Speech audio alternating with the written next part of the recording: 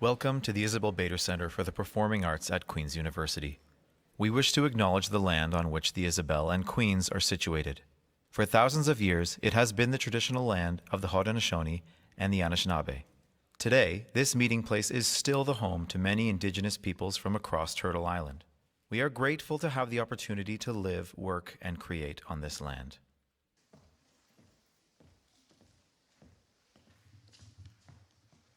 Good afternoon, everyone, and welcome to this kickoff event of Kingston WritersFest 2025. My name is Eric Friesen. I'm chair of the board of Kingston WritersFest, and we are delighted, as I know all of you are, that we have Margaret Atwood and Ian Williams with us today to expand on our WritersFest theme, a word after a word after a word is power. We humans are storytellers. In fact, some believe it is our storytelling ability that distinguishes us from other species. And we want to begin again this afternoon by acknowledging those who first told their stories in this place, the peoples of the traditional Anishinaabe and Haudenosaunee territory. We are grateful to be gathering on these lands, and we honor those who lived here first. Many of us here are of settler stock, and today we are telling stories in English, but we acknowledge the rich history and many languages of the peoples who occupied this land before us. As most of you know, it is a small miracle that WritersFest is once again bringing the best books and writers to you this fall, and we are grateful to Paul Fisher and Professional Investments, sponsors of today's event, Trish Krause and Nancy Evans, author patrons of Ian Williams, and our anonymous patron of Margaret Atwood. We are also very grateful to be holding this event here in this beautiful place, the Isabel Bader Center for the Performing Arts at Queen's University, and for all the assistance of Director Gordon Smith and his terrific team that have made this possible. Particular thanks also to Joan Tobin and the Bally Tobin Foundation, and all of our other sponsors and funders that are listed in the gratitude banner in the foyer. Thank you to all our generous donors and sponsors, and all of you in the audience who are here helping to make KWF2025 happen.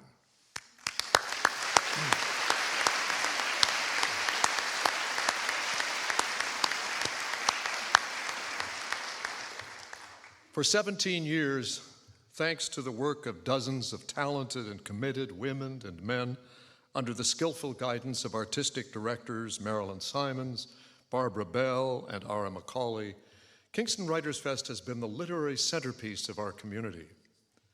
And there's no question that none of this would have been possible, and I underline the word none, without the incredible commitment of hundreds of our volunteers.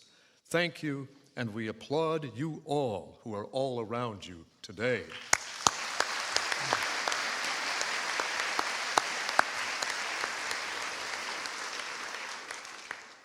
In your hands, you have the program guide for this year's edition of Kingston WritersFest. 42 writers will converge on the downtown Kingston Marriott from September 18th to the 21st to illuminate the world for us. We hope you are marking it up, circling the events and master classes you will attend, and we're really looking forward to seeing you all there. This afternoon's event will consist of a wide-ranging conversation between two of Canada's greatest and most creative minds, followed by an audience Q&A. There will be a break in between for the announcement of the winner of the Kingston Writes Poetry Prize, and at the end of the event, Ian Williams will be signing books in the lobby, and pre-signed Margaret Atwood books will be available for sale. I gather some of you have been picking them up already, but they'll continue to be on sale until they run out. We are also recording this event for posting on YouTube, and our Kingston WritersFest photographer is here today covering our event. Now I'm going to turn the podium over to Sarah Tsiang to introduce today's guests. Sarah Yi-Mei Tsiang is the author of 3 award-winning collections of poetry. She was professor of creative writing at Sheridan College and adjunct professor of creative writing in UBC's MFA program. And now she teaches creative writing right here at Queen's University. She is an incredibly valued member of the festival committee that is producing Kingston WritersFest 2025. And she is the mastermind behind Poetry to Go, a Saturday WritersFest event that you must attend. Read more about that in your program guide. And now, please welcome Sarah Tsiang.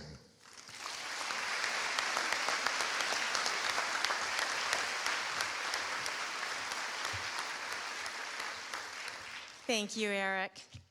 It's my pleasure to introduce Ian Williams. I've known Ian for a while now, and today I've got to say, I don't envy him. There's a lot of pressure on him today. I mean, not only is he in conversation with Margaret Atwood, but he's also kind of an expert on conversations. He delivered the 2024 CBC Massey Lectures, What I Mean to Say, on rehabilitating conversations. So yeah, Ian, we're expecting some pretty great things from you today. But you know, if anyone can do it, it's Ian.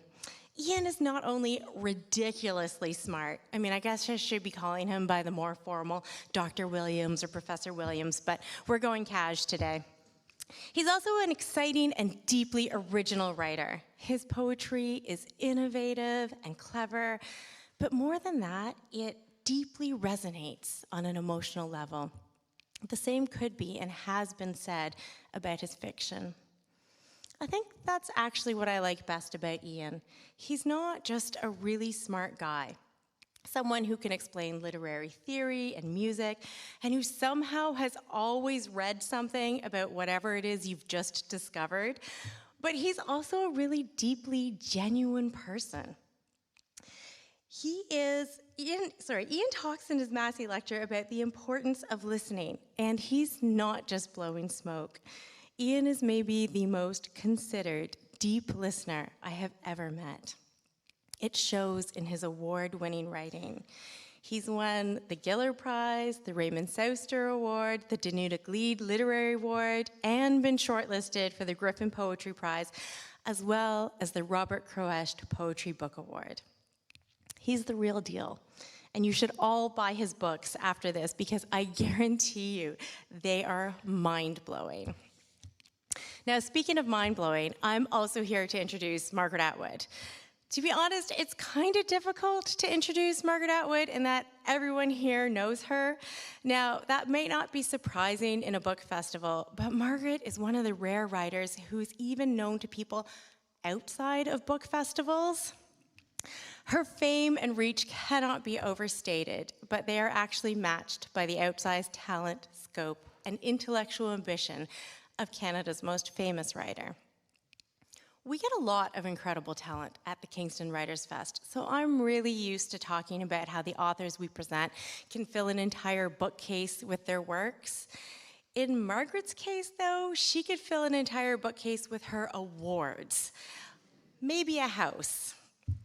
Some of these awards include the Franz Kafka Prize, the Peace Prize of the German Book Trade, the PEN USA Lifetime Achievement Award, the Griffin Poetry Prize Lifetime Recognition Award, and the Arthur C. Clarke Award for Imagination in Service to Society, as well as being a member to the Order of the Companions of Honor for Services to Literature. Margaret is a multi-talented author who spans just about every genre imaginable. But she's probably most famous, of course, for her puppeteering. Though she started when she was just a teenager doing birthday parties for kids, she is one of the few puppeteers of her generation to secure an agent and who worked large corporate gigs. But she left behind this lucrative career to pursue her hobby of writing. I don't know, I guess it's going okay, so it was probably the right move. Margaret moved from puppeteering to poetry, both well known for the propensity to generate wealth and fame. I guess we can see her motivations here, right? The Circle Game was her first book of poetry, published in 1964, followed quickly by her first novel, The Edible Woman, in 1969. And then she went on to publish the iconic critique, Survival, a thematic guide to Canadian literature in 1972. It was clear by this point that puppets were not all Margaret had up her sleeve. Margaret continues to astound with her literary prowess, penning internationally famous dystopian speculative fiction, such as The Handmaid's Tale, The Testaments, and the Mad Adam trilogy, as well as brilliant poetry, graphic novels, and critical essays. Her forthcoming memoir, Book of Lives, is guaranteed to be a doorstopper, even if it's just a list of her books and awards. But as with anything that Margaret writes, I'm quite sure it's going to be ingenious, witty, acerbic, and deeply insightful. We are so lucky to have Margaret Atwood with us here today. So please help me welcome both Margaret and Ian to the stage.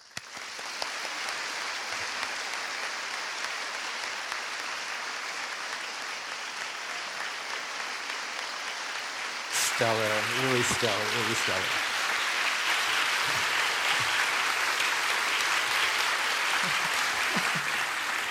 Hey, everyone.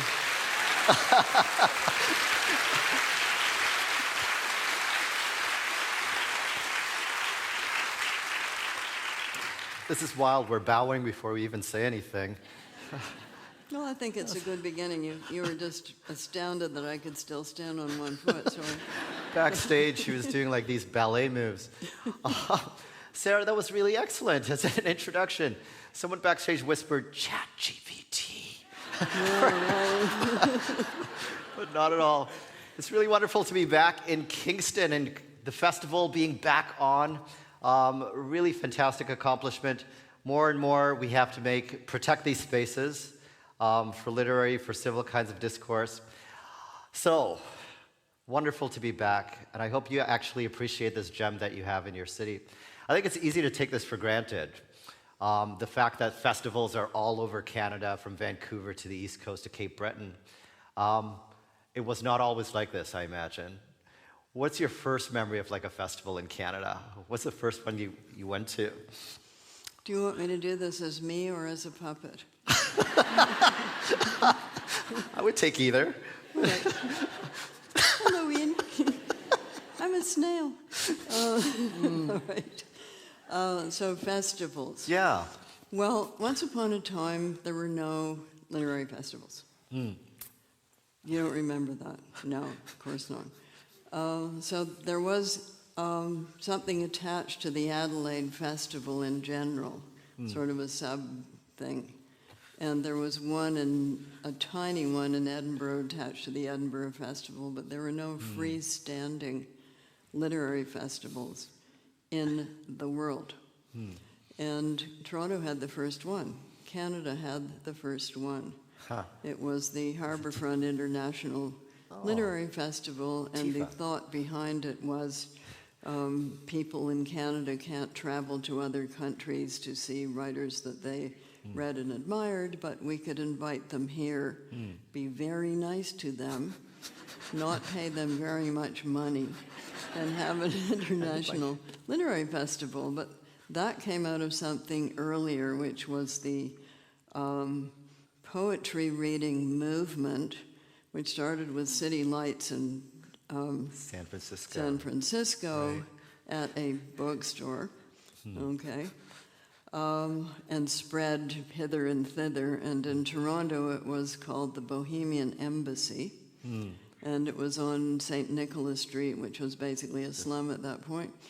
And it was in a walk-up, brick-sided, empty warehouse, regularly condemned by the fire department. Glamorous, yeah. Yeah, very glamorous. And it had folk singing, it had jazz night, and it had a poetry night, which I'm told was Thursday. I had remembered it as Tuesday, but it was in fact Thursday. And that's where I first started reading poetry. So it was a stand-up mic. It was just one big room. It was the little tables with the checkered tablecloths and the wine bottles with the candles in them. The first espresso machine anybody had ever seen. And a washroom that opened right onto the room where you were reading the poetry. So you would be reading along in a very plangent and soulful way, and either the espresso machine would go off like That means you're done, right? That's it. The door would open and someone would flush the toilet. So once you had survived that, you were basically ready for anything. Right. You read and you get a review the same night, right? Like with the toilet flushing. So this is late 60s, right? Early 60s, this is probably? early 60s. Early 60s. This is like 59, 60, 61. Right. And then it spreads across the country. Now we've got dozens of these festivals everywhere. Starting with Greg Gatenby in the 70s and the Toronto International, et cetera, festival that other people came to see so they could imitate it, which they then did. So another first for Canada. Incredible. Well, there's always a sense that we're living through history, right? Like there was a time before when none of this existed. There are people who are with us who can tell us how it started and how it came to be. And then there's a kind of like new generation that kind of thinks, this is how it always will be. I know. Well, that's not true either. Yeah. So we see that festivals, it's fragile, right? They can be here, they can seem fixed and permanent, and then for a number of reasons disappear. That almost happened here. So this is my question here. So in the U.S., we see like how easily things can sort of be dismantled. Absolutely. Do you think in Canada we could have this fate with our festivals and our literary culture? Anything can happen anywhere. So anybody who thinks it can't happen here, think again, because it's never true. Wow. And that is why one has to be eternally vigilant. Right. Which apparently the United States has not been. I've been reading something recently about like support the institutions that you believe in. Don't expect to consume things for free all the time. The internet has really changed the way we read news and the way we think about books and content. We were told at the beginning of that everything was going to be free, but it's not. Right. You have to sign up to stuff and pay money. Right. Because otherwise, how would they survive? And then they do this extremely annoying thing of saying, stay permanently logged in, but then you're not. You're selling your data, right? You're selling your They're selling presence. your data, but they're also making you go back and have another, it drives me crazy, have another password, or you didn't remember yours, you have to set up another one. It just goes on and on. I love it when you sound like us regular folk here, like, I can't remember what my two-step authentication, where's my phone? Right? Well, like I those have annoyances. a book called Shit I Can't Remember. And it's all in there, but I just hope nobody ever finds it, because then they'll know I shouldn't be telling you this. That's funny. I've got a little notebook called People I Don't Like, and that's where I keep my financial things there. Is that It's a very dull read, but right? No, that title is an immediate invitation to read it. That's right, like a diary. If you called it People I Like, nobody would read that. That's a folder in my inbox. So our festival this year, it takes its theme from one of your poems. It's from Spelling, which is from True Stories in the early 70s, 72 or 74. And the theme, a word after word after a word, is power. We recognize this instinctively, that people want to sort of silence and shut words down and shut people down. But I think, would you mind reading this poem for us? I won't read this poem for you, but it's from the late 70s. Late 70s? Yes. True Stories. I guess you would know. Yeah, I think True Stories is actually from the early 80s, but the poem itself was written in the late 70s. But you saved it for that collection for True Stories. Oh, well, you just accumulate these things and put them in a drawer, and then sooner or later you put them out all over the floor and make them into a book. The thing is, like, you're immensely quotable, and so we've got this very great phrase here that's quite like empowering and encouraging and hopeful. But in context of the whole poem, you see these other strands emerging, right, about sort of parenthood and bodies and how actions can speak for lives. Would you mind reading it? We can talk about it a little bit afterwards. And let us just say that not all words that lead to power are good words. That's right. So Mein Kampf was a book, just saying. That's right. That's right. Here's a copy. Yeah, we tend to get sort of mooey and gushy over writing, but think again. It can do a lot of evil too. Let's talk about that on the other side of the poem. poem. Well, no, we don't want to be too negative, do we? Especially right now. Spelling. Here's how I know it's after 1976. How? Because I didn't have a baby until 1976, so I didn't have a daughter until after that. Yeah. So this is called spelling. My daughter plays on the floor with plastic letters, red, blue, and hard yellow, learning how to spell, spelling, how to make spells. I wonder how many women denied themselves daughters, closed themselves in rooms, drew the curtains so they could mainline words. A child is not a poem is not a child. There is no either or. However, I return to the story of the woman caught in the war and in labor, her thighs tied together by the enemy so she could not give birth. Ancestress, the burning witch, her mouth covered by leather to strangle words. A word after a word after a word is power. At the point where language falls away from the hot bones, at the point where the rock breaks open and darkness flows out of it like blood, at the melting point of granite, when the bones know they are hollow, and the word splits and doubles and speaks the truth, and the body itself becomes a mouth. This is a metaphor. How do you learn to spell? Blood, sky, and the sun, your own name first, your first naming, your first name, your first word.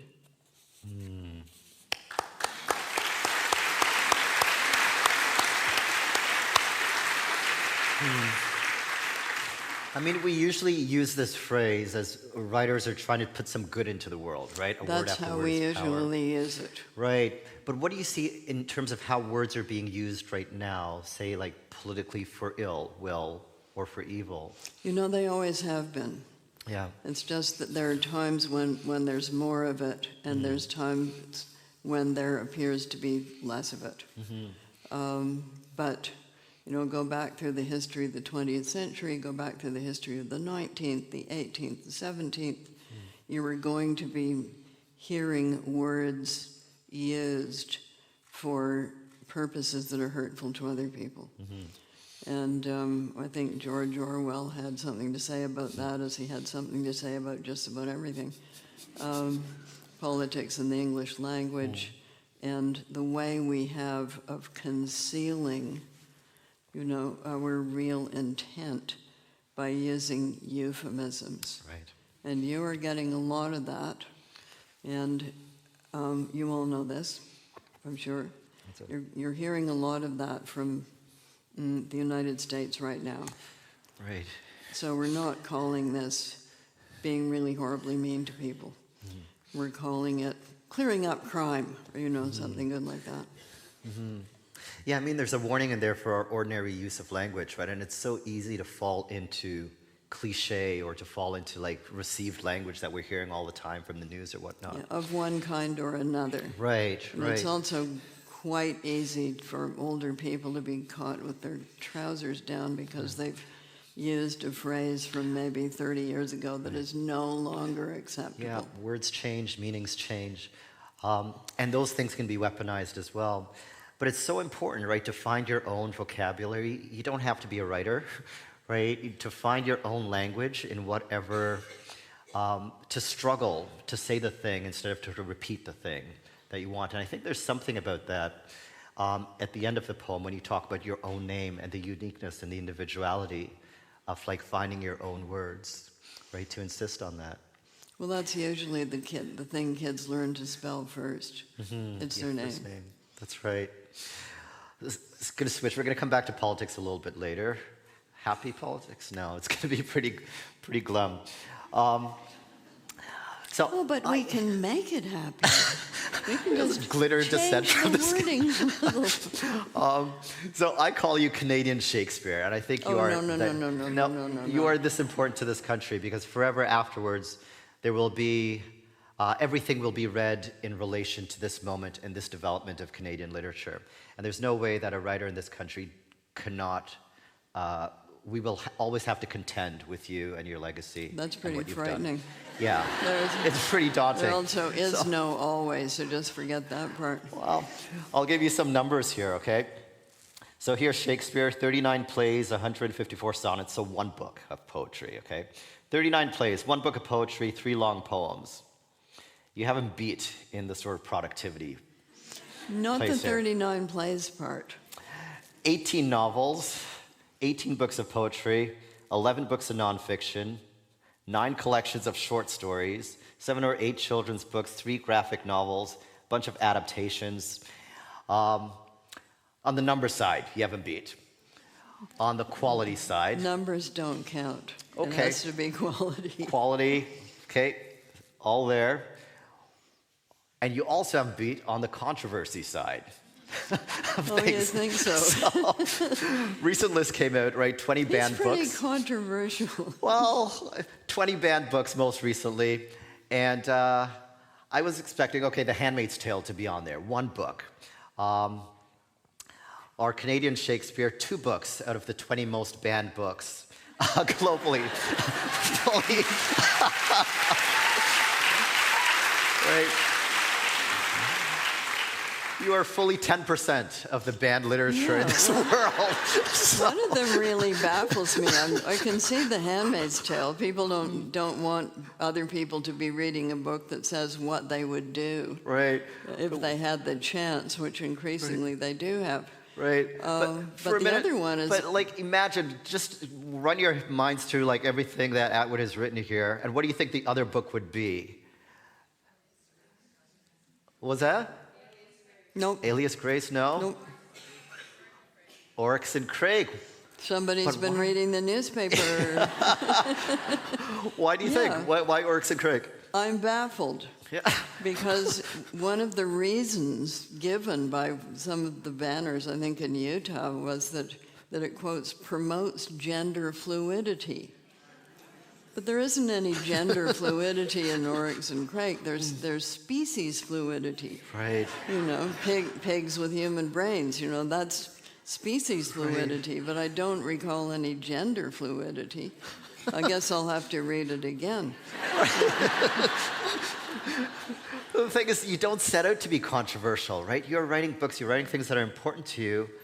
What is the disconnect here between like your imagination and the reception of the world? I think you're ahead of your time, definitely. But why is it that what is controversial about your imagination? Why are you more policed, do you think, than other writers? Search me. I think the Americans would love to. But... Girls just... Girls just want to have fun. I don't know. I mean, I can see misguided so-called Christian, but not actually Christian, people who are in the business of suppressing other people. You know, I can see why they might not want to have their own opinions and desires reflected back to them. Mm-hmm. I can see that. But Oryx and Crake, I'm just baffled. Yeah. I mean, what is wrong with having group sex like cats? I think that's what they're afraid of here. But I think so. You've crossed over from controversial What is to like... wrong with enormous blue penis? Never mind. It was a problem when we were talking about the ballet. It was Wayne McGregor. I think the ballet's back on, right, in Toronto, Yes, like this the season? ballet is a huge success, but it's this Right. genius called Wayne McGregor Yeah. who was talking me into it. And I said, what are you going to do about the big blue penises? And he said, we'll think of something. It was really, it adapted very well to the Yes. stage here. If you get a chance in Toronto, I think it's in the ballet, National Ballet's fall season this year, they're bringing it back. Make a night out of it, drive down to Toronto, come see the Mad Adam, You right? saw yeah. it. Yeah, I did. I Yeah. saw you there. It was actually fantastic how they managed to do the Pigoons. They were wonderful. Yeah, really, really, really great. I also saw it at Covent Garden. I went over for it, and Oh, yeah? Wayne said, you know, people cry during this ballet. Was it the National Ballet that toured over, or Royal No, it Ballet was the did it? Covent Garden put it on. It was always a joint production, so National Ballet did it here, and they did it there, but the production itself was the same. Was the same. Yeah, so I think you're not just controversial now, you're outright dangerous, right? This word after word is power. But to whom am I dangerous? I'm a kindly old granny. Have you been to the States since, I don't know, since January of this year? No. What's your... Not. Can you? Yes, officially I have a visa. I don't know. Let us see how that plays. We will see. I'll get a burner phone. Than I a think- sensible person would. I don't know. You don't Yeah, know? they would make an example out of you, right? Are you Well- afraid of this? No. I'm too old. So I think younger people are more threatened by such things because it's the rest of their life, right? Could be affected. Right. But it's the public Secret. spectacle The that time is a bit shorter for me. Just saying. you represent something, though, right? In the public spectacle of doing something to that. Not a good look to be mean to nice old granny in a wheelchair. I don't know if they care. We have ways of making them care. And that's why you're scary and dangerous, I think, right? You go with mafia boss across the border. All right, I've got a fun little thing here. It's a retrospective of your career. So I told you a little bit about this. I was in Australia for the last 5 weeks, and in the State Library. So this is their huge reference library in Melbourne. There are these enormous, like, communist-era banners is how you describe them. Picture, like, these 20-foot banners hanging from these Greek pillars, right, in front of a very sort of stately historic building. And there's Da Vinci and Homer, Margaret Atwood in the middle.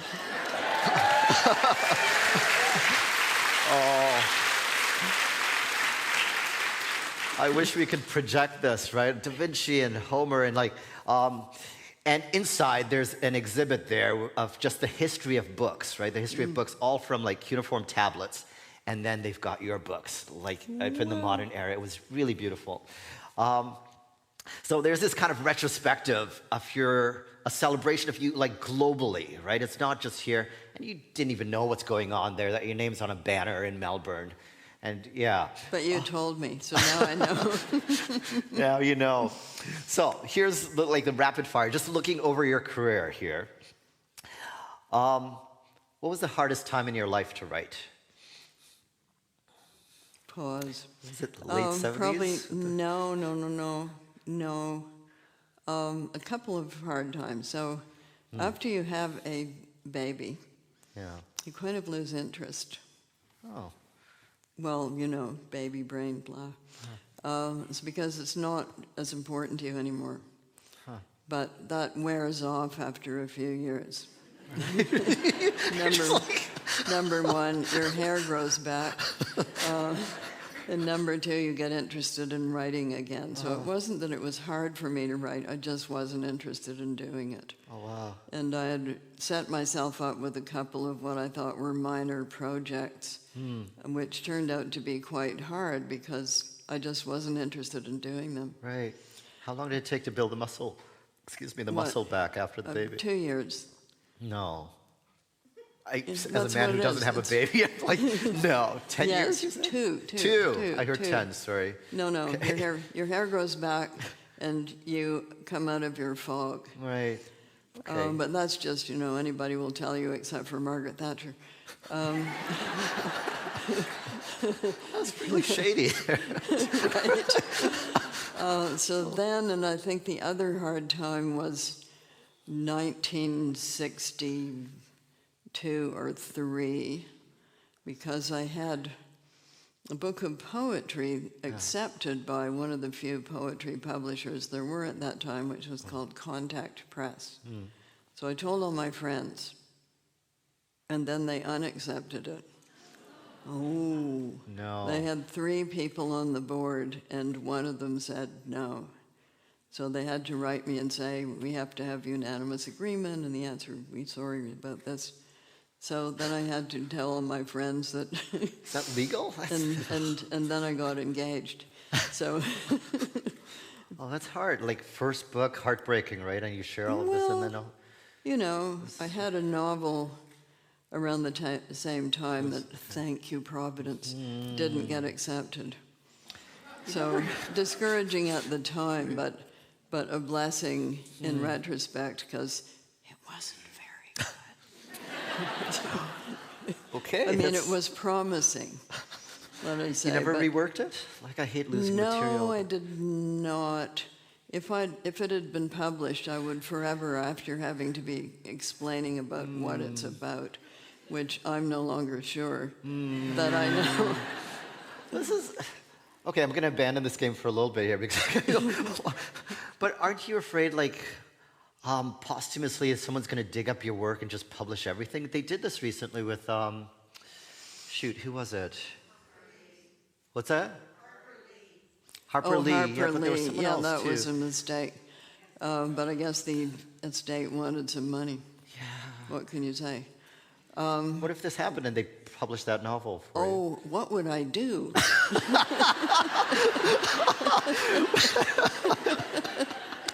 But don't you care? Like you've curated this really great life. So Of, I'm like, going to intention. care about what happens after I'm dead?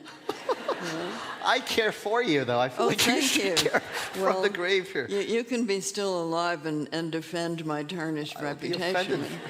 when they find out all of the silly stuff that I wrote, Aw. if I don't throw it out before that time.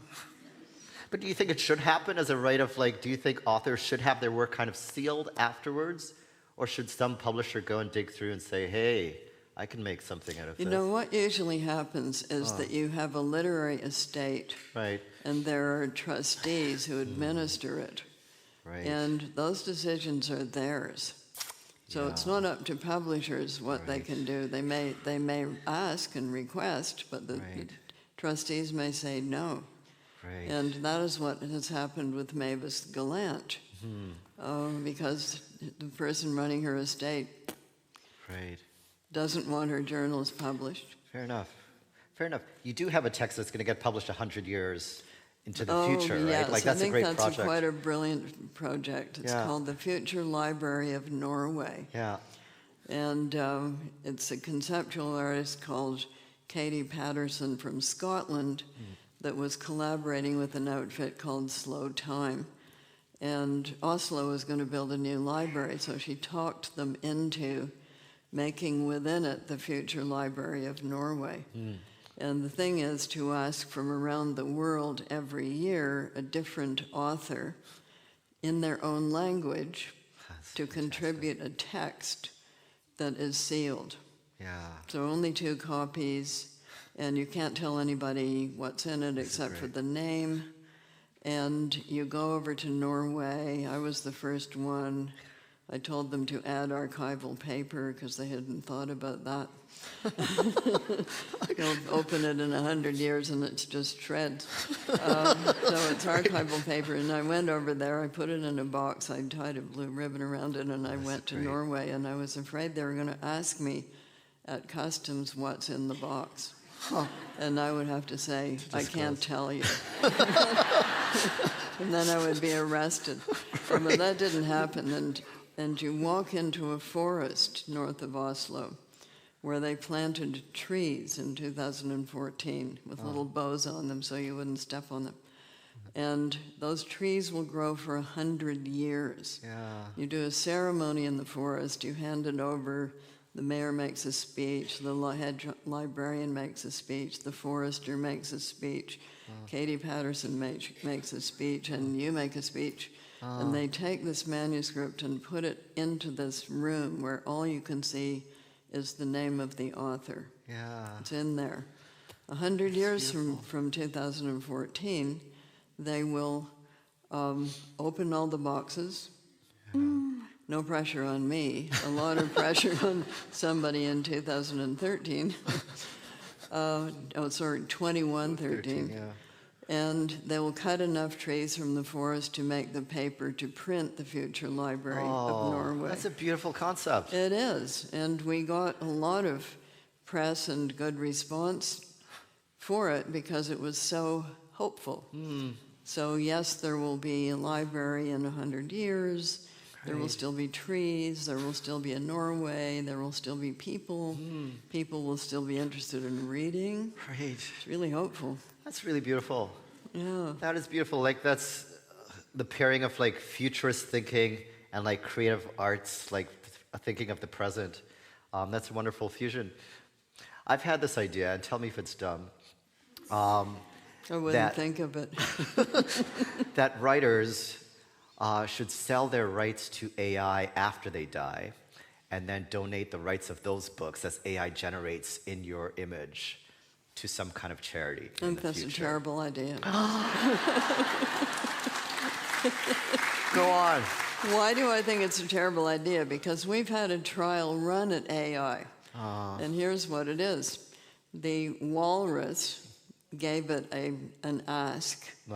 And the ask was, write a dystopian short story set in Winnipeg in the style of Margaret Atwood. I would read that. And it, well, lucky it's short. Because, you know, it's a data scraper. And it scraped all of my books, and some of the books that it data scraped are alliterative children's books. Things like Princess Prunella and the Purple Peanut. Right. So this thing churned out a dystopic story set in Winnipeg in the style of Margaret Atwood called The Weeping Willows of Winnipeg. And it, that's it had cringe. just terrible plot holes in it. Because here were all these mournful, sad people, plus weeping willows who were also very sad. And there was no reason why they couldn't just leave. If you're going to have a dystopia, you have to have walls around it so The nobody walrus can did this project? get out. The walrus did this project, or Yeah, the walrus did it. Okay. We also gave it a task. We gave it another task, not in the style of me, but just general. Write a poem about the Pelee Island Bird Observatory. It was terrible. And so it was kind of bucolic, and the prompter said, add in mud and chiggers. So it ended with the chiggers humming a little song. Well, if you've ever encountered chiggers, they don't hum. All right, it was corny. Yeah, so those were early days. Maybe they will perfect it. Okay, we'll stick with the later. Norway project then. I think that's best for now. Okay, all right. So I also heard of a startup, and the startup is going to, forest-friendly certified paper, FSC. So this is going to be people-friendly certified texts that will guarantee that the text you're reading is actually by a person. Don't you think that's a good idea? That's a better idea. Okay. That's a great one. Yeah, I think it's a great idea. So they will be able to run a text through their tech, whatever it may be, and it will say, no, this is AI generated, or this is by a person. That's wonderful. Well, we don't want to read books generated by AI. We want to feel a connection with the writer. I guess my thing is, this has been the problem, right? How do you keep someone with you forever with new work? Is this a problem? No, I mean, authors of the past have dealt with this, and you go back to the text and you glean new things as you read the work. But if there were some way, the promise of AI to generate new in the style of the old, but maybe I'm just optimistic. No. And this stuff exists. It's awful. So if you go onto YouTube, as one does when one is signing 18,000 tip-ins, and listen to Agatha Christie short stories being read out loud to you, some of them are not really Agatha Christie short stories, and they're being read by an AI voice, and you can tell just immediately. Yeah. Okay, we don't want that. There's also fake Sherlock Holmes, just letting you know. And there's fake Hercule Poirot. All right, we don't want to be caught up in that. It's a desecration. We can accept it. We can accept. All right, back to the rapid fire. Hardest book to write. What's the most difficult book to write? Most difficult book to write. Yeah. Of what do you speak, earthling? I don't know what genre this would be, and it could be difficult for any reasons. Maybe either you didn't have time, or it was emotionally difficult, or it wasn't coming together, or... Oh, lots of those. Yeah, any kinds Yes, of... yes. I guess- Okay, can I say most difficult book to write, and we know because I never finished it? Oh dear, you didn't finish something. Oh, several. Okay, I want Yes, to hear when that. I was quite far into them. Oh. So I can tell you how that went with the first one I didn't finish. I thought I was a very sloppy person and disorganized, which is true. So I decided to become organized for the writing of this novel that I ended up never finishing. And I got some filing cards in different colors. And I planned it out ahead of, I planned out not what was going to be in these chapters, but how many chapters there would be, how many characters there were going to be. There were going to be 8 characters. Already, you know that's too many. And each of them was going to have a chapter in each section of the novel, 5 in number. So 5 eighths is 40. That's a big, yeah. So you're going to have 40 chapters, which is a bad number anyway, because it's an even number, and I should have known I don't like even numbers. Okay. So I started out with a scheme, and I wrote and I wrote and I wrote following my filing cards, and I got to 200 pages or so, and nothing had happened. Huh. I knew Did you it- write like I one knew it. character at a time, or you're writing all 8 simultaneously? I was doing I was doing the sections. This character, that character, this character. Okay. So I knew what they had for breakfast. I knew what was in their underwear drawers. I knew what their mothers were like. Right. I knew all of those things, but they hadn't done anything. Yeah. And I thought, so this thing is going to be 1,500 pages before anything happens. Yeah, it wasn't alive, right? Well, It never came. Lawrence Stern can do it. Tristram Shandy. Yeah. You know, it takes quite a few chapters before he even gets born. But I right. did not have that talent. So That's not how you write. never finished. Don't you think, like, I don't know if you outline a lot, but like outlining will kill the romance of something? Like you do kind of need to... I don't outline anymore. Yeah. you I gotta make follow. post-it notes, though, which is not quite the same. Right. Some signposts kind of know where you're trying to land at certain points. Yeah. Okay. What book took the longest?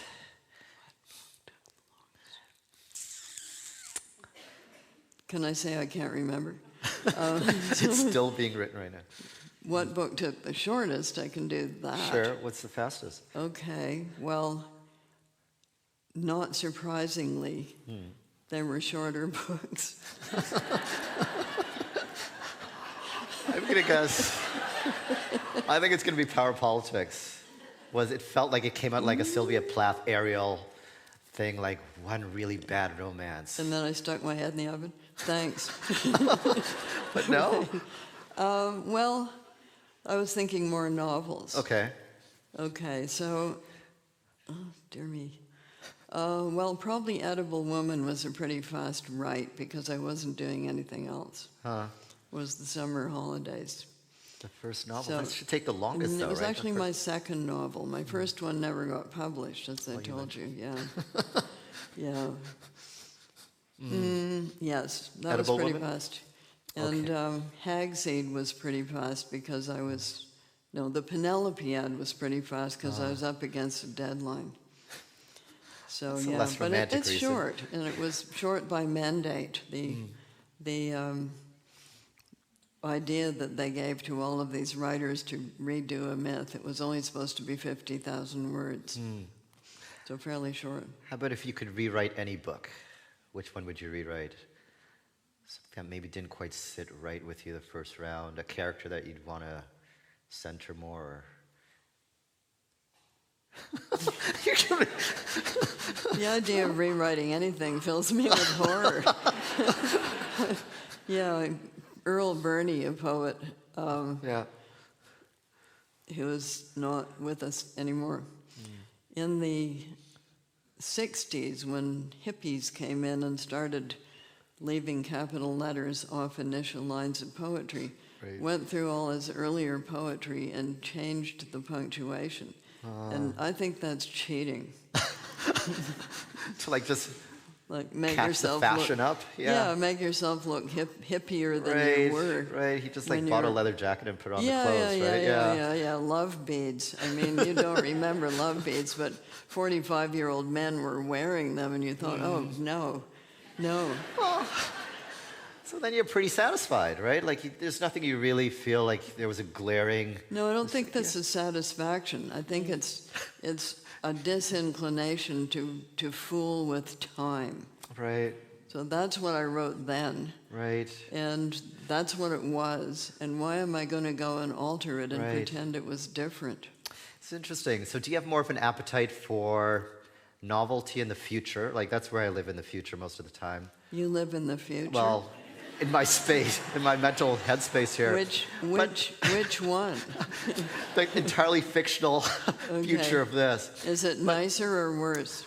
It depends on what day you get me, really. But like my mom was really a retrospective person and lives in the past, right? She will sort of dredge up stories from the past and tell you what could have How been old different is in the she? past.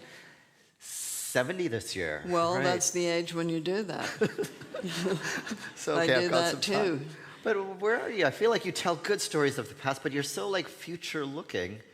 Where is this disinclination to rewrite a book because you have an idea for the next thing coming up for the future book? You'd prefer to go forward than to tinker indefinitely with a project? Well, I just think it's cheating to go back to something you wrote in 1963 and make it Yeah, different. Right. Because right. so much has changed between then and now. Fair. There weren't any pantyhose then. You realize what that means? No, you don't. Okay. Let me I do put it not. in- No, I let me know. I'm acquainted. I'm acquainted. Last question in this block here. Last question. We're getting off the pantyhose I don't know. topic. You had So- to dress differently. You couldn't wear mini skirts. Yeah, you would have to change so many Just of the details in Think the book, about it. right? Yeah, you'd have to change whole just world. about everything. Yeah. We had a big problem with that when we were doing a film script of The Edible Woman set in 1963, when we were doing it in 1970, and everything had changed. Right. Birth control pill had come in, Right. pantyhose, mini skirts, hippies, smoking dope, all of that. I mean, it had all changed, and we didn't know whether we should set it in 1963 or whether we should update it. It was a Yeah. big problem because a lot of it just doesn't make sense. Yeah, you're changing the whole world. Yeah, What's the you're point? making. Yeah. You can't change those assumptions. People behave differently when technology changes, clothing changes, Right. assumptions about relationships change. Yeah. All of that changed. It's fair. It's fair. So a sequel, but not, you wouldn't rewrite anything. Last question on this. The strangest location that you've worked on a project. The weirdest place you've been writing. Ooh, we have a lot of choice there. What came to mind? How about an expedition ship in the Arctic? What were you doing? And what book? I was writing part of the Testaments on an expedition ship in the Arctic. I also wrote a story called Stone Mattress, which Yeah. is set there. Huh. And I was writing it to entertain the other people on the ship, but I hadn't finished it by the time the trip ended. And the person who gets murdered in it is called Bob. And there were 5 guys called Bob on the ship. It's a real life murder mystery about to happen on the ship. Yeah, well, it's harder than you think when you think of, how you would murder somebody on a ship in the Arctic where it's light all the time. So if you throw them overboard, somebody's going to see you, right? And the Testaments also you're writing at the same time, right? No, later. Right. Yeah, later, Right. in the 2017 approx. Right. Why were 18. you on the ship? What? Well, we always went on the ship. We went on this ship since 2001. Is this that cruise that goes from like Vancouver up to Alaska? up No, there? Is no, that no, one? no. The real Arctic? No. Yes, the real Arctic. No, it's called Adventure Canada. Okay, I don't know about This this. is an ad. Adventure Canada, and Okay. we worked with them from 2001 on. So we did it every summer. I'll get this backstage from you. I don't know about this. Well, I went to the Arctic for the first time, right, to evaluate You this just year. did? Yeah, in November of last year as part of the, well, that's the Massey. cold, yeah, Yeah, and dark. but I've never actually thought about actually sailing. What time of year do you go? Or well, did you go? you have to go when there isn't a lot of ice, so it's usually August, September, Right. Right. late July. But they're a small outfit, and that is what you have to be, because unless it's a smaller ship, Yeah. you can't go into fjords and other Yeah, places you have like to that. Be nimble, right? To get So around. the only real way to see the Arctic is on a small ship, Yeah. because there's no trains, there's no roads. You can fly in a plane, but then all you see is that settlement. Right. You don't get the full scope. I think that would be cool. All right. Can we change gear? You Switch want to topics? go? You I want do to want to go? go. I would be We'll curious. to know. talk. Okay. After this. So let's see. Do you want to go to politics or do you want to go to? Oh, I want to know this. So let's. So you expressed like no nervousness about like your legacy. They About could being publish. dead, right? Well, nothing. You seem perfectly like fine and comfortable and all of this. But part of But me. do I have a choice? I don't know. But like in No. terms of sort of managing like what is known of you afterwards. So I'm very big into sort of like this private-public divide, right? I Yeah, well, like I there's think you things- should manage it before you die. But I think there's some things that should stay private and should stay personalized. Yeah, okay, put them through the shredder. But there's this fear that something that was pretty innocuous, say, in my time, Yes. gets discovered and gets used and you get destroyed after the fact, right? Society changes. Like It you're comes, it concerned. goes. Yeah, and so suddenly they discover that you ate chicken, a chicken burger Charles at one Dickens was mean to his wife. point. Einstein, like this He kind was. of thing, right? Yeah. And so the whole Probably world is vegan in explains the his future, and they sucky discover. heroines. What's that? I miss out. You got to repeat. Okay, Charles Dickens was mean to his wife, Yeah. which probably explains his sucky heroines. His what? Sorry. His wife. Oh. He was mean to his wife. But it explains his.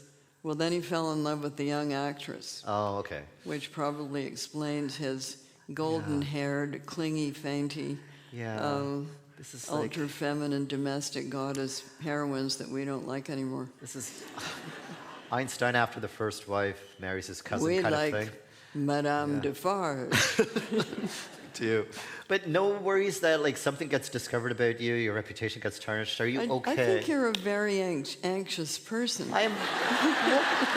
The calmer you get, the more anxious I become. Right? By this, there's like this inverse effect. Are of you instead anxious of calming on me, my behalf? I am anxious on your behalf a little Oh, bit. thank you. That's very kind. But no worry whatsoever. Well, that somebody's going to okay, read so something in a journal. Why from one day. worry about things you can't control? Well done. And Yeah. you can't control, as soon as you publish a book, Yeah. you control nothing about it. You can't control who reads it. You can't control what they think about it. You can't control any of that. That's what publishing is. You send the book off, you know, here's your lunch, here's Yeah. your train ticket, bye. And then it's between the book true. and the reader, It's whoever true. that may be. Yeah. And you don't know who it's going to be. They could be halfway around the world. They could be 12. They Yeah. could be 95. You don't know. Right. So there's this vague hope that we could control our lives to some degree, though. So, okay, Well, we can, but just not in that respect. we're going to so run out of time, but I got to ask this.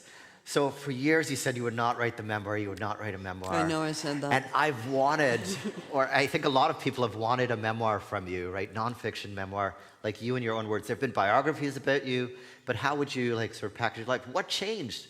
What made you think like, hey, now is the time that I don't want to write fiction or poetry for a couple of years? My I'm just my gonna do this. publishers wore me down.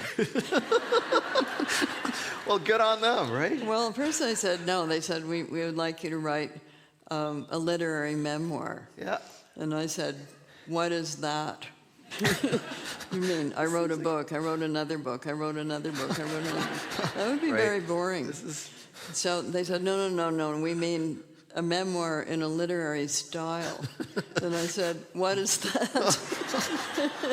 what's the preview? What can we expect? How'd you approach it? I'm not supposed to talk about it. Oh, dear. But I can tell you about the cover photo because it's public. I guess we have to take that. I mean, Well, that's pretty fun. Come on. the silent, yeah. Have you seen if you haven't seen it, you could just like go on your Okay, so phone and here's Google how it came about. You know what happens. You have a very sort of high-class photographer hired by the publisher in this case, and you also have the wardrobe people, and they come with all of these clothes that you would never wear. So you go, I'd never wear that, I never wear that, I never wear that, I never wear that. So you put on the basic black, and we do some photos with that. And then they say, oh, just for fun, try on this thing that looks like a dandelion. So by this time you're quite tired, so you do it. And then they say, now let's just try this fuchsia outfit that has a collar that looks like a folio. Yeah. Yeah, it's pretty a great good, photo, actually. I think. Yes, well, then you put on the gloves, and then you start fooling around. And I went, hear no evil, see no evil, speak no evil. Yeah. And they chose speak no evil. That's the one. I think one of my favorite author photos of you is from Negotiating with the Dead, where you're wearing a little bit of a veil and you're turned sideways. That one? Oh, you know who took that? Brian Adams. Ooh. What? Well, he has a hobby as a photographer. So he wanted to do this, and off we went to a sort of steel-doored enclosed enclave. And the wardrobe people were there, and I had on black clothing, and I took off that black clothing and put on different black clothing. Exactly the same. Right. I see a theme going on with your photo shoots here, right? Clothing, yeah, I know. All right, I know we should wrap up. I know we should. Sarah, can we ask one more question? All right. So, if you had to build a politician, If I had to build a politician, right? I don't mean like take Churchill's this and that, but what would you include? So I think, for instance, it's like a politician needs to have lived internationally for some period of time. I think a politician needs to have been poor for some period of time. But how would you build? What would you include? So you voted for Mark Carney. This might be a bit of a contradiction here, but Okay. I did, but clearly this isn't applying my reasoning here. Okay, how would you build? Well, I would think- want the ability to communicate clearly, Articulate, right? but not aggressively. Okay? Right. Unless required. Need we mention Governor Newsom, Go on. who has right now been trolling Donald Trump in quite an aggressive manner. Oh, right, Yeah, California. Okay, sorry. California. Yeah. Yes. So I think I would look for the communication Yeah, skills, that's being of the generation that I am. Growing up listening as a small child to Winston Churchill on the BBC. It's classic stuff, though. Yeah. This is the BBC News. Yes, they say the Right. Second World War in England was won by Churchill's voice, which it kind of was at the beginning because they didn't have anything else. I mean, we're seeing the power of propaganda, right? Like, this is not a small thing you're mentioning. The power to Not communicate. at all. Yeah, it's not, huge. Not at Right, all on a various small thing. It's platforms. one of the Yeah. very big things. Give me one more attribute, and then Sarah's going to come back Okay. on stage. Not be a secret pussy grabber.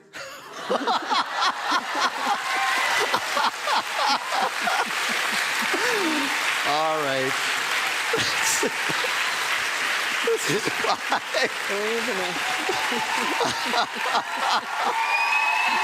All right.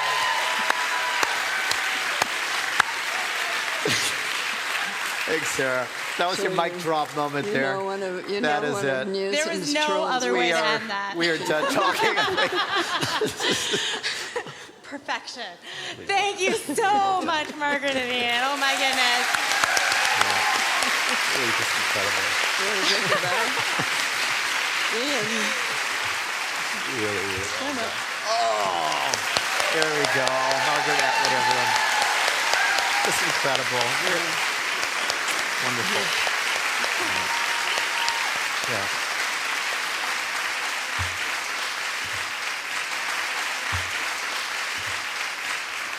Okay, in a few moments, they will take audience questions, so you can gather your thoughts for now. We will have runners with microphones. But first, this year, we revived the Kingston Writes Contest to encourage unpublished writers in Kingston and Frontenac County. The genre will change year to year, but we chose to begin with poetry, the best genre. Kingston Writes Poetry received an astonishing 163 entries from 95 individuals. We knew there were a lot of poets out there, but these numbers are absolutely astonishing. So thank you so much to Jennifer Stephanopoulos, who's over there, for managing the logistics of the contest, and also to our Kingston Writes poetry judge, Bruce Kaufman, who is way up in the balconies. If you want to stand up, Bruce, so people can see you. He's right up there.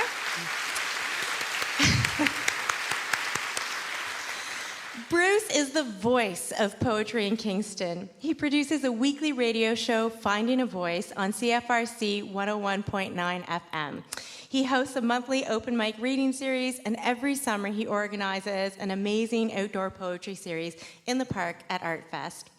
He himself is a noted poet, editor, and workshop facilitator with 2 chapbooks, 5 poetry collections, and a new, highly anticipated book of poetry promised for early 2026. The judging of Kingston Writes poetry was blind, based solely on the poems without any indication of who wrote them. In the end, 2 poems stood out, and so we have not 1 winner, but 2. So, Alexa Elder and Hussein Azam, please come to the stage.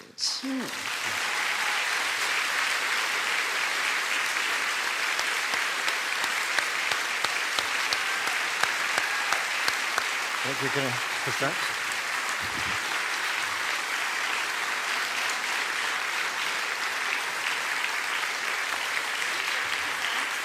There you go. Congratulations.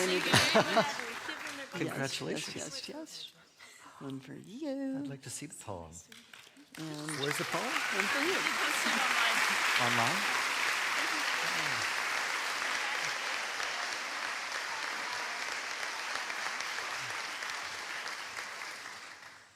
Okay, and we also think that the audience deserves some prizes too. So this is the coolest thing I've ever heard of.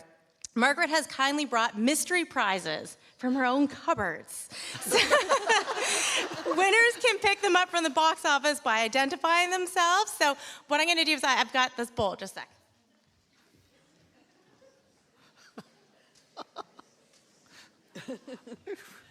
Yes, here I am. They're handwritten. It's like real old school deal. Okay, so Margaret, if you don't mind putting in your lucky hands and drawing 3 numbers. I'll do them one at a time. Was it 4? 4 numbers. I'll read them one at a time like bingo. Okay, here we go. N9. Scream in delight.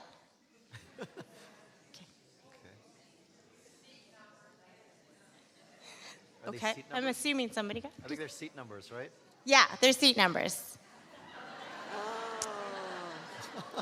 It's your seat. I should have mentioned that. Would have been helpful. Is there somebody sitting in N9? Yay! Congratulations. All right, we're on a roll now. A4. Woo!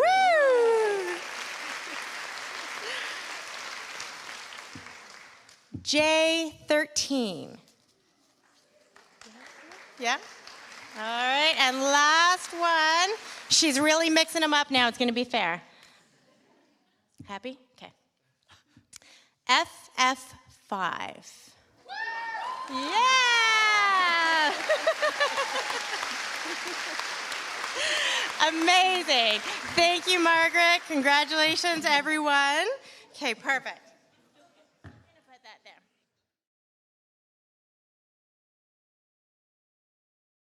Q&A.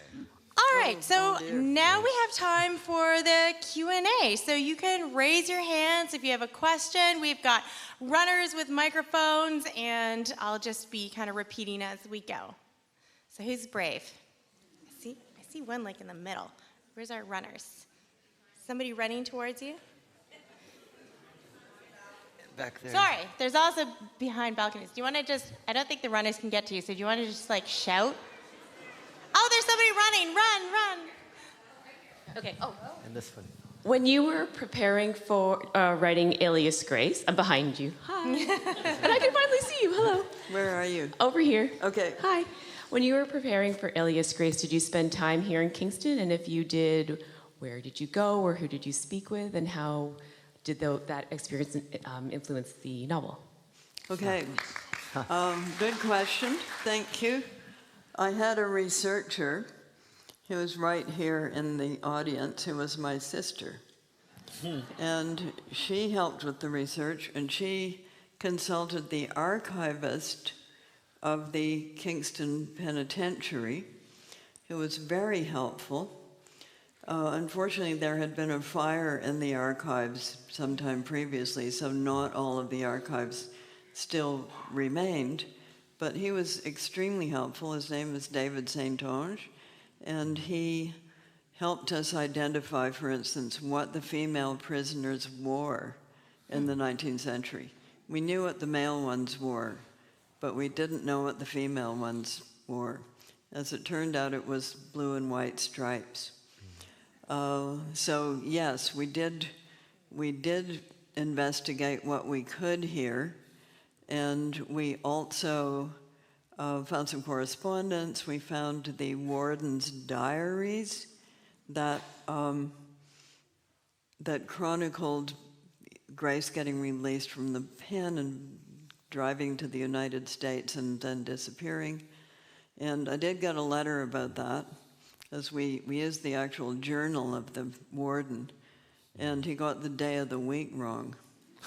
So a kind writer wrote and pointed this out, and I said, do you think I should have falsified the actual document? So like that, yeah. So were you actually here in Kingston wandering around, Margaret? Was I here in Kingston? Yeah.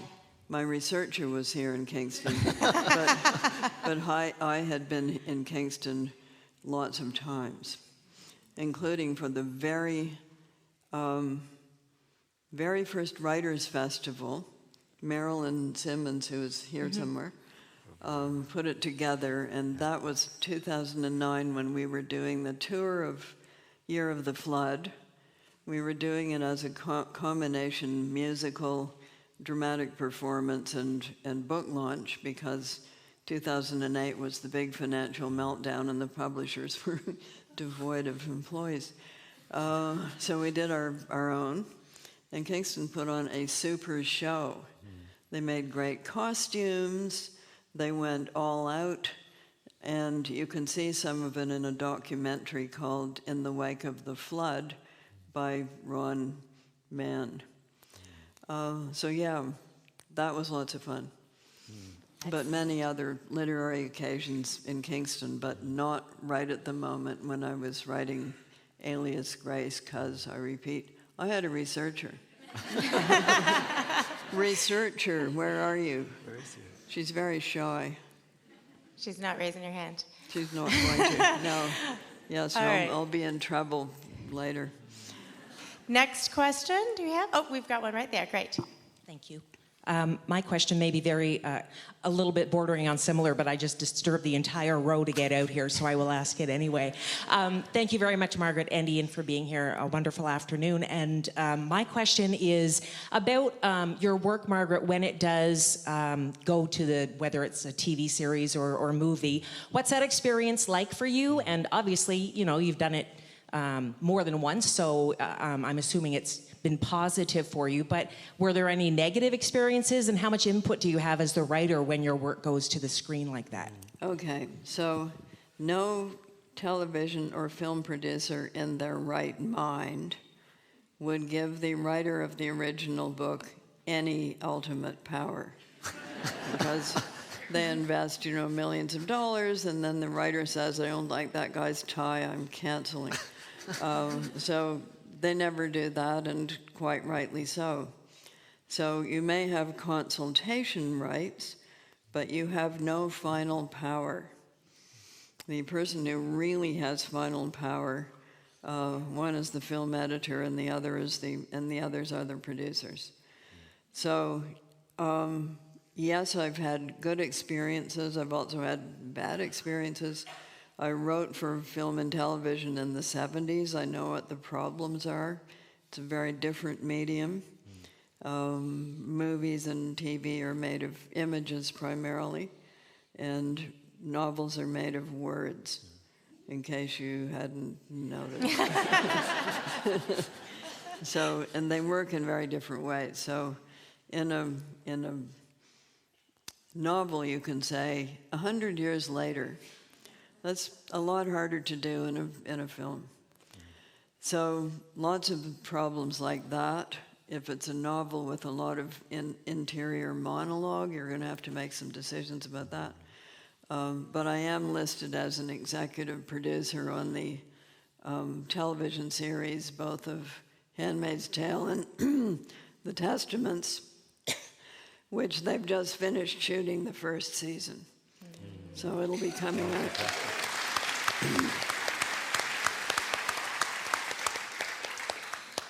And I talk with the showrunner fairly frequently, and I say things like, "You cannot kill Aunt Lydia."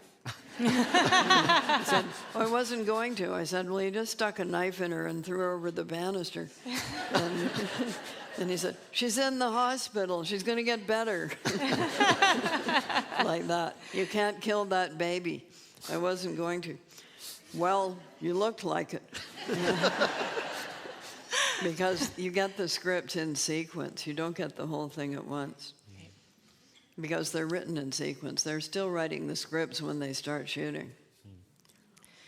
Okay, thank you. Well, we have a next question. I think we've got like lineups here. Do we want to do that one? And then we'll do one up on the balcony if you want to just, hang on. Yep. Hi, my question is over at the back here. There. Yeah. Waving. Okay. Got it, yeah. My question is about your relationship with your daughter. If you see any traits of yours passed along, and how would she introduce you at such an event? Okay, those are the kinds of questions I don't answer because they're an invasion of somebody else's privacy. So no family stuff, sorry, off the table. No problem. Like that. Let's move on to the balcony question. Pardon? Sorry, let's just move on to the balcony question. Oh, so balcony right up question. there. Yep. Balcony question. I was just wondering what your main inspiration was for writing orcs as a character. Oryx and So the Grace. main inspiration for writing Oryx Oryx as a character. Probably reading about trafficking, and also reading about child porno sites. So all of this stuff is out there in the world. I generally don't put things in books that don't have reference in the real world. And every single thing, for instance, in The Handmaid's Tale has a precedent in the real world, and so does everything in Oryx and Greek.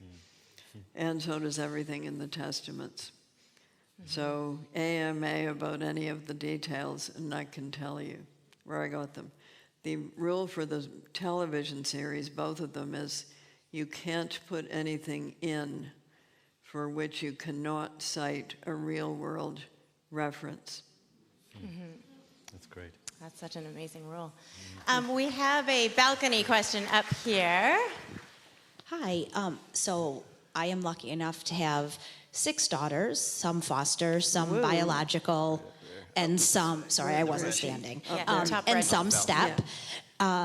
They're all well-versed in Margaret Atwood books, but they are from 14 years old to 26. Lovely. And so I'm looking for a book recommendation. If I were to tell them one book to read this year that you recommended, what would you recommend? Well, I would have to recommend a different one for each age group. And I would also have to know something about what they had already read and what their preferences are. So what kind of thing they would want to read. So by book reference, do you mean of my work or in general? The microphone is traveling back to her very quickly.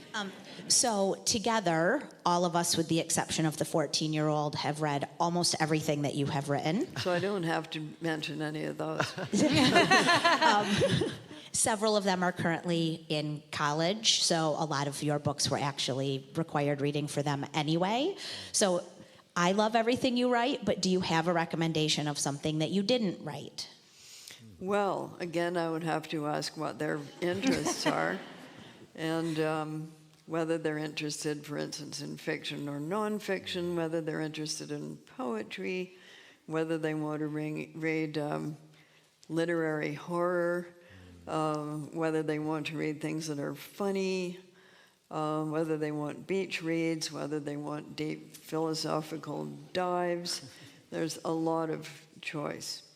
So possibly a more fruitful question might be, what are you yourself interested in reading right now? That's me. And I can tell you that, but I'm not an authority on other people's preferences and opinions unless they tell them to me. So what am I interested in right now? I'm interested in the French Revolution. And I'm writing about it on my, quote, Substack. And why am I interested in it? Because we live in a revolutionary period, and we're seeing a lot of the same patterns repeating. And by the way, revolutions can be either of the left or the right, but they follow very similar patterns. So who's going to be Robespierre and get his head chopped off within 24 hours?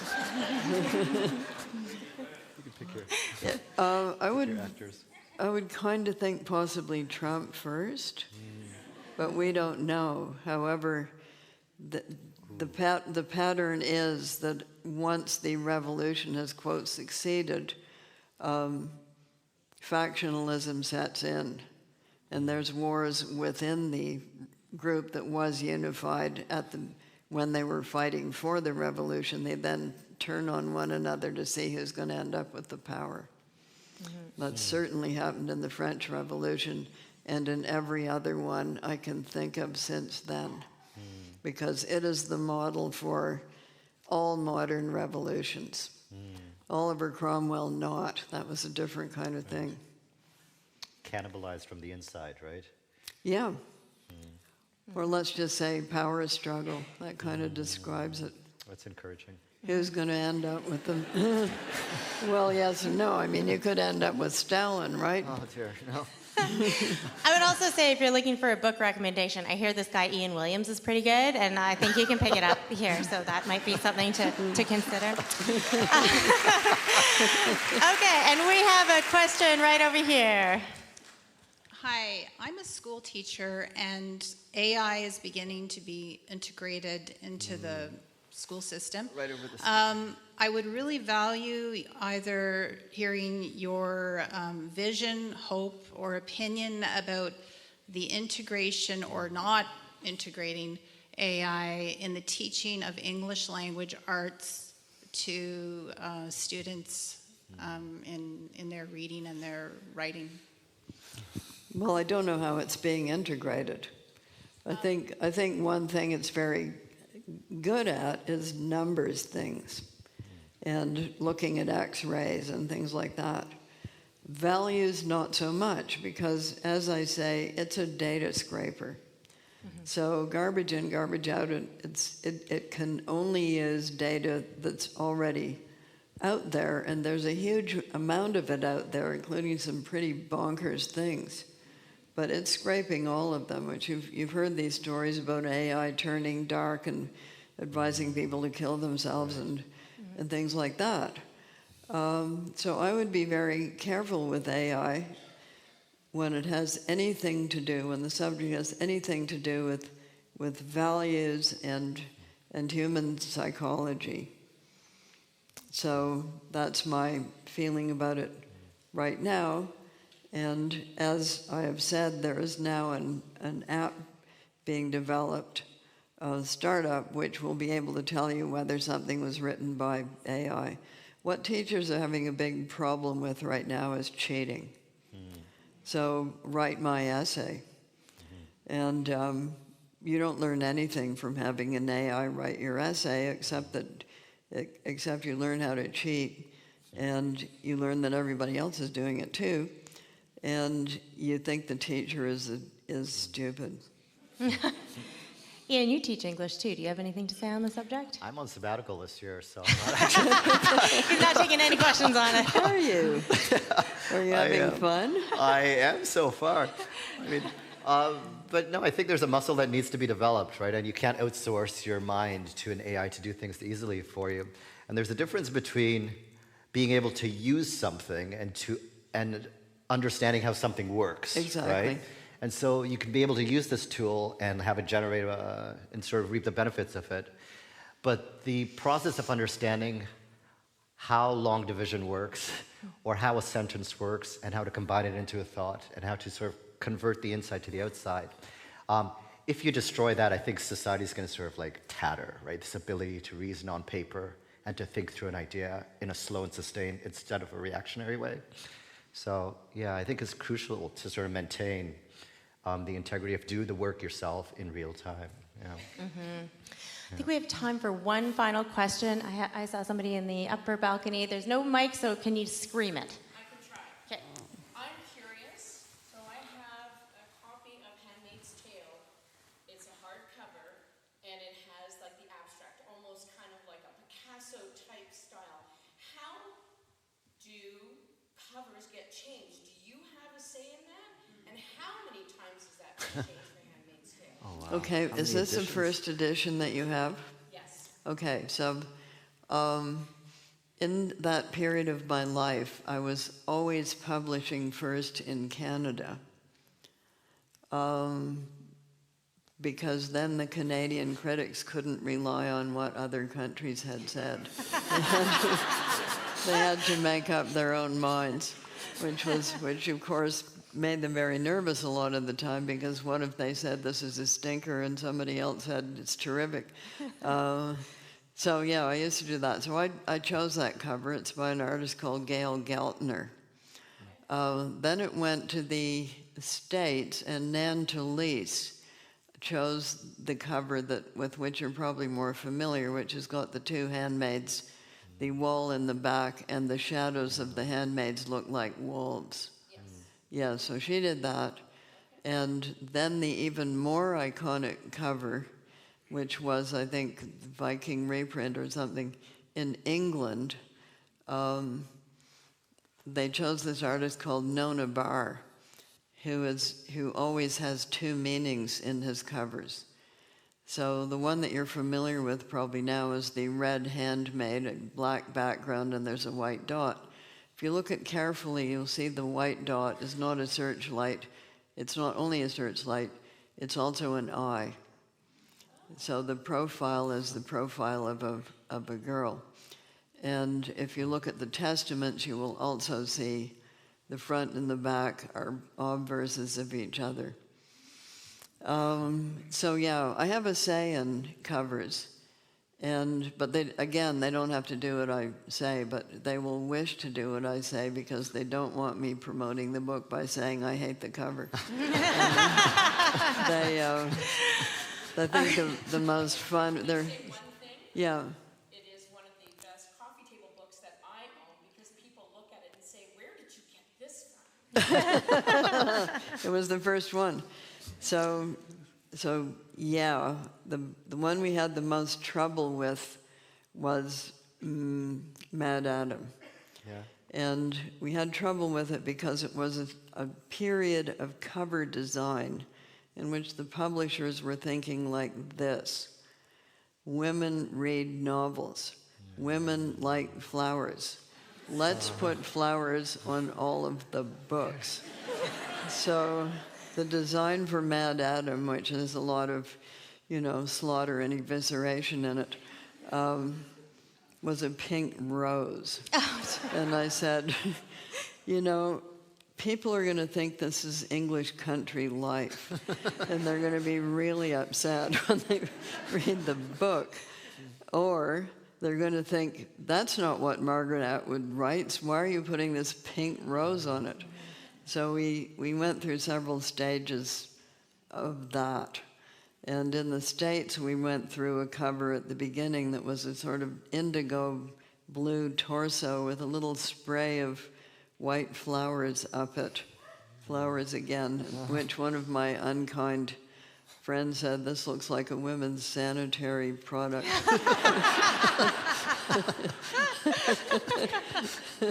So we got that changed too, but it's a process.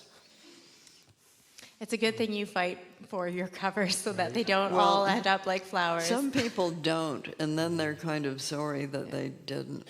Yeah. Well, we could go on for hours, but alas, that's all the time that we have this afternoon. So thank you to Margaret and to Ian and to all of you.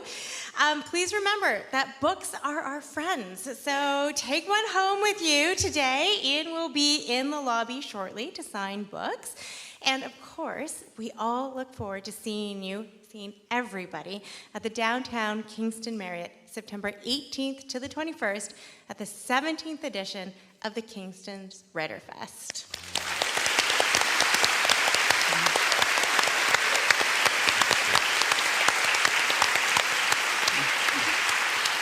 Okay. Yes.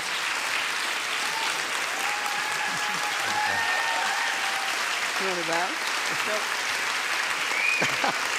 I don't think I can. Oh, come I on. can balance there.